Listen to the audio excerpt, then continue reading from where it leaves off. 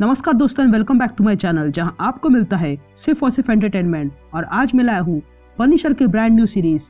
इस सीरीज के राइटर है जेसन एरॉन, जिनकी सीरीज कमाल की होती है और ये सीरीज भी हटके होगी। और इसी सीरीज में हम काफी ब्रूटलिटी और गोर सीन देखने वाले हैं।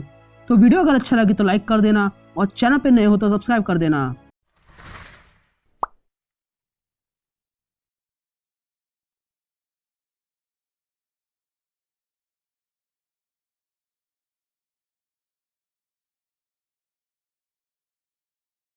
तो कहानी की शुरुआत में हम अंधेरे में किसी की आवाज सुनते हैं जो कहता है कि oh my God, hello, park में कोई फायरिंग कर रहा है। वहां पर कुछ लोग थे जो एक दूसरे पर फायरिंग कर रहे थे और फिर वहां से भाग गए। और ये रहे मरे हुए लोग। हे भगवान, इसमें तो बच्चा भी है। क्या ये जिंदा है? लेकिन देखो, इनके टुकड़े हो गए हैं। इसे देखो, इसका खून बह रहा है। कोई तो आके इसकी मदद करो। तभी वहां पर मेडिकल यूनिट आती है और देखने लगती है। और तब हम देखते हैं कि वहाँ एक औरत मरी हुई थी जिसका नाम है मरिया, और वो फ्रैंक कसल की वाइफ है। फिर कहानी प्रेजेंट टाइम में आती है जहाँ पर हम ग्रीस देखते हैं। और तब हमें बैकग्राउंड में एक आवाज सुनाई देती है जो कहता है कि हमारे पास 50,000 राउंड एडमेंटिव बुलेट्स के हैं, और हमारे पास पिम पार्टिकल्स के 20 केसेस है, और हमारे पास बंकर बस्टर है, और हमारे पास शायर स्नैपर के 18 केसेस है, और बैनर कैनन्स भी। जिस पर दूसरा आदमी कहता है कि बैनर कैनन वो क्यों? जिस पर वो पहला आदमी कहता है कि ये एक नया वेपन है जो एक मिनी गन की तरह है, लेकिन वो गैमा पावर्ड है, ठीक हल की तरह। क्योंकि हमारे पास हाइड्रा सेल और एंटी वकांडन्स और वॉरलॉर्ड्स के भारी ऑर्डर आए हैं। तभी हम देखते हैं कि ये एक प्रकार का कल्ट है जो गॉड ऑफ वॉर एरिस को पूछता है और उससे प्रेरित है। और ठीक उसकी तरह ही इन लोगों ने भी हेलमेट पहने हुए हैं, और ये लोग खुद को एपोस्टल ऑफ वॉर कहते हैं। तभी उन्हें कुछ आवाज आती है और तब वे लोगों को पता चलता है कि वहां पर पनिशर ने अटैक किया है। तभी उनमें से एक कहता है कि मालिक का ऑर्डर आया है कि जो कोई भी हमारे काम के बीच आएगा उसे मार डालो। तभी वे गार्ड्स हाईटेक गन्स निकालते हैं। तभी वे सारे तैयार हो जाते हैं, और तब उनमें से एक कहता है कि पनिशर सिर्फ एक आम इंसान है और हम एक आर्मी है जिस पर हमारे गॉड का हाथ है, और हमारे पास ऐसे हथियार है जो दुनिया ने नहीं दिखे हैं। लेकिन तभी वहाँ अंधेरा हो जाता है और अगले ही पल हमें उनकी चीखें सुनाई देती है। जब उजाला होता है तब उन एपोस्टल में से सिर्फ एक ही जिंदा था, और वो देखता है कि उसके सामने कोई खड़ा था। और तब वो आसपास देखता है कि सारे साथी मर चुके थे। लेकिन तभी वो देखता है कि उसका भी हाथ कट चुका है, और तब वो कहता है, तुम ऐसा कैसे कर सकते हो? और तब अंधेरे से पनिशर बाहर आता है और कहता है कि तुम किसके लिए काम करते हो? लेकिन वो आदमी कुछ नहीं कहता है।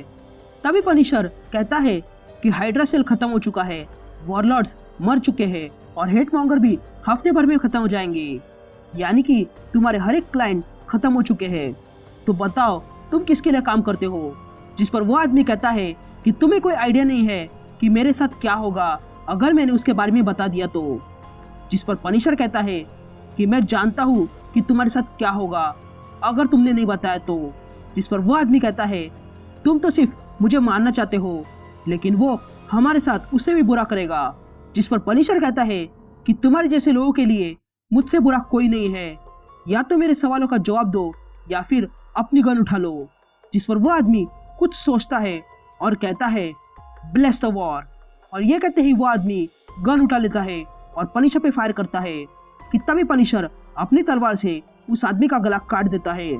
तभी वो आदमी अपना गला पकड़े रखता है, लेकिन तभी पीछे से पनिशर आता है और कहता है कि ये हथियार मेरे लिए नया है।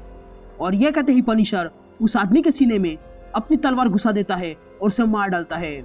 तभी पनिशर अपनी तलवार को रख देता है और किसी से कहता है कि हथियार ले लो और बाकी सब जला दो। और ये कहते ही पनिशर वहां से चला जाता है। तब हम देखते हैं कि पनिशर द हैंड के साथ काम कर रहा है, जो कि बहुत ही खतरनाक गैंग है। अब ये क्या है और ये सब कैसे हुआ, यह हमें आगे पता चल जाएगा। फिर हम हेलीकॉप्टर देखते हैं जिसमें से पनिशर बाहर आता है, और तब उसका स्वागत करने आर्च प्रिस्टेस आती है।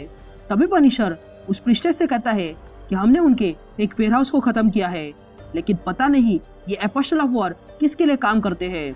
जिस पर वो औरत पनिशर से कहती है कि आपकी ब्लेड्स गीली हो गई है, तो क्या आप नई टेक्निक्स सीखना चाहते हो?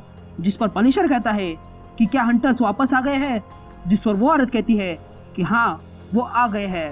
तभी वो औरत पनिशर को बहुत सारे लोग दिखाती है जिन्हें वहां बांध के रखा था। तभी वो औरत कहती है कि जो खूनी आजाद घूम रहे थे और वो तमाम लोग जिन्होंने क्राइम किया है उन सबको यहाँ लाया गया है। तुम्हारे निंजास इन्हें मारने के लिए बेसब्र हो रहे हैं, सिर्फ तुम्हारे ऑर्डर की जरूरत है। जिस पर पनिशर कहता है नहीं। ये कहते ही पनिशर अपनी तलवार निकालता है और एक आदमी को मार डालता है।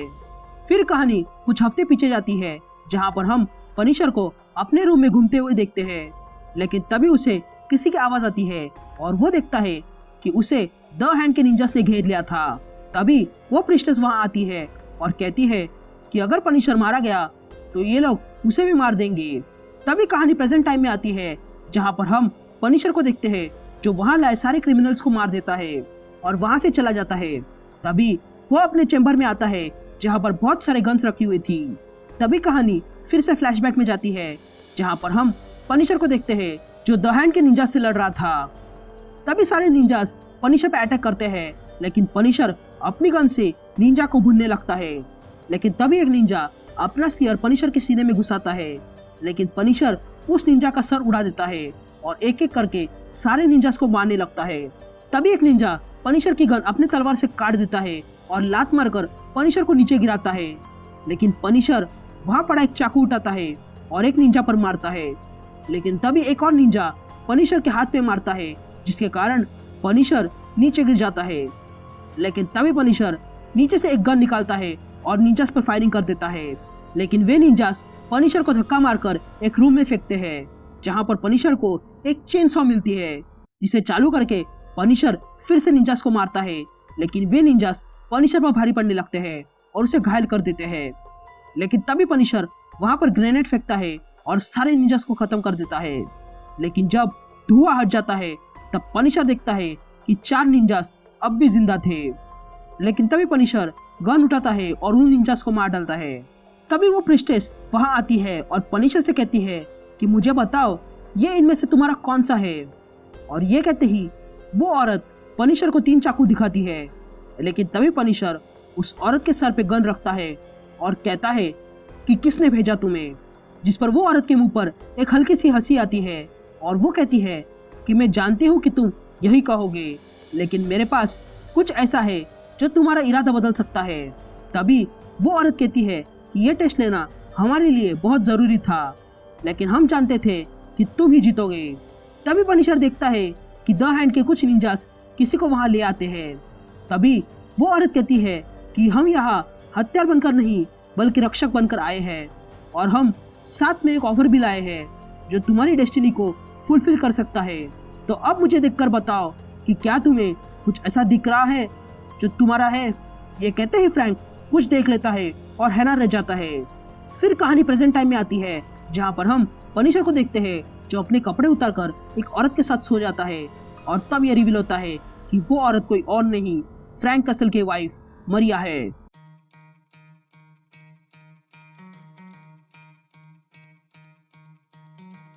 Try to play, but you're never gonna beat me. Look the other way, what I'm doing ain't easy. Bloody hands stained from the people who deceive me. Muddy hands break through the chains, go free me. Looking for change, looking for pain. Pulling a mob, pushing a train. I'll never stop, stick to a lane. Pick up the pieces and go rearrange.